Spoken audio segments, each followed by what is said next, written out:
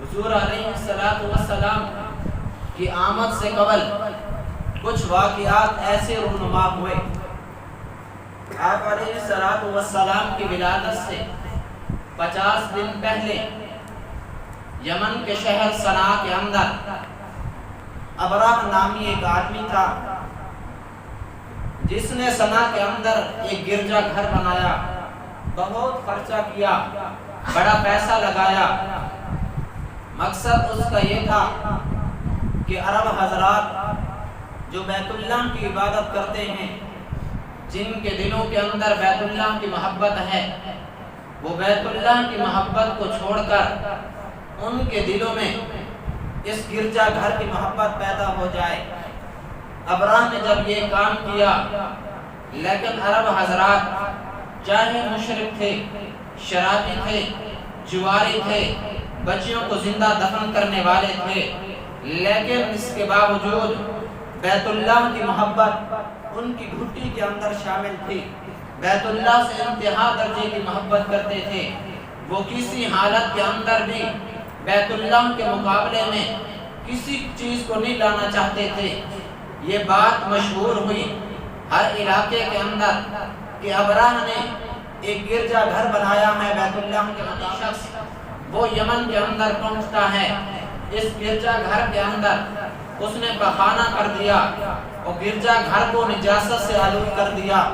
جب ابراہ کو پتہ چلا، اس نے قسم کھائی اطمینان سے نہیں بیٹھوں گا جب تک کہ میں بیت اللہ کو نہیں گراؤں گا۔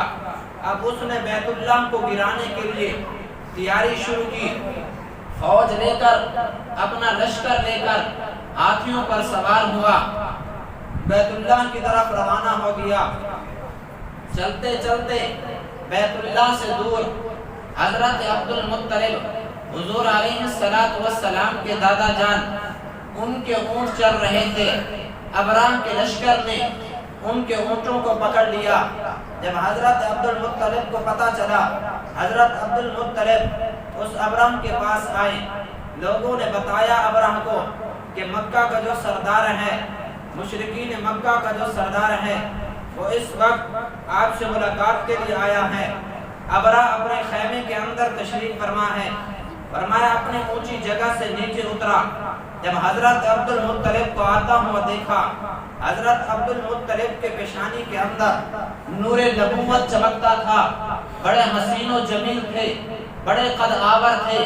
ابراہ کے سامنے آئے، روب اتنا بڑا، ابراہ نیچے اترا، آ کر حضرت عبد المطلب کے سامنے زمین پر بیٹھ گیا۔ حضور علیہ السلام کے دادا جان بھی زمین پر تشریف فرما ہے، ابراہ بھی زمین پر بیٹھا ہے۔ حضرت عبد المطلب نے جب بات شروع کی، گفتگو ہوئی، سلام کلام ہوا۔ عبد المطلب نے کہا کہ میں اپنے اونٹوں کے بارے میں آیا ہوں، تیرے اونٹوں کو پکڑ لیا ہے، وہ اونٹ میرے حوالے کر دے۔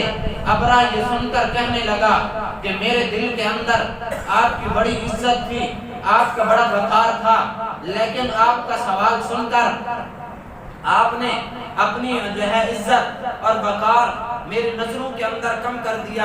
حضرت عبد المطلب پوچھتے ہیں وہ کیسے؟ ابراہ کہنے لگا میرے دل کے اندر تمنا یہ تھی، میرے ذہن کے اندر سوچ یہ تھی کہ عبد المطلب آئیں گے، بیت اللہ کے بارے میں سوال کریں گے، لیکن آپ نے بیت اللہ کے بارے میں سوال تو کیا نہیں، آ کر اپنے اونٹوں کے بارے میں سوال کر دیا۔ حضرت عبد المطلب نے بڑا عجیب جواب دیا، کہنے لگا ابراہ اونٹوں کا مالک میں ہوں، ان کی حفاظت میرے ذمہ ہے، بیت اللہ یہ میرے اللہ کا گھر ہے، بیت اللہ کی حفاظت میرے اللہ کے ذمہ ہے، یہ میرے ذمہ نہیں ہے۔ فرمایا یہ جواب دیا۔ ابراہ غرور کے اندر آ کر، تکبر کے اندر آ کر کہنے لگا میں دیکھتا ہوں کیسے تمہارا رب اپنے گھر کی حفاظت کرتا ہے۔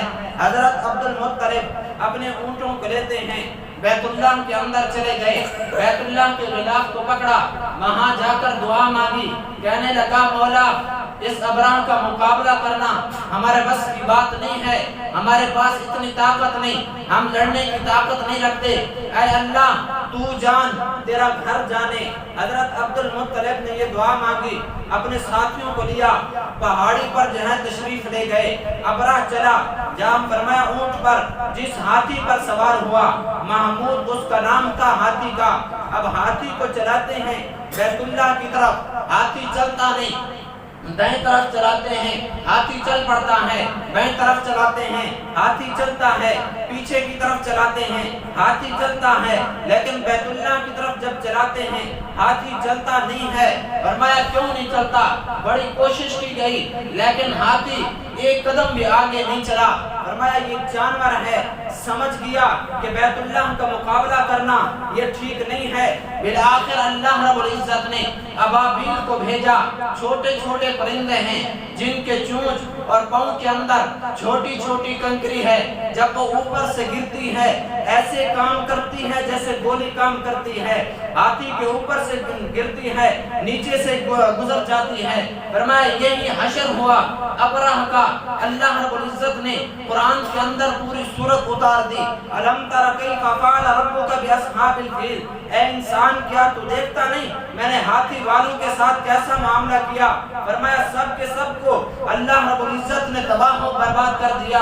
فجعلہم کعصف مأکول، اللہ فرماتے ہیں میں نے ان کو ایسا کر دیا جیسے کھایا ہوا بھوسا ہوتا ہے۔ فرمایا یہ ابرہ کے لشکر کا جب یہ انجام ہوا سارے کے سارے تباہ و برباد ہو گئے۔ اللہ رب العزت نے اپنے گھر کی حفاظت فرمائی۔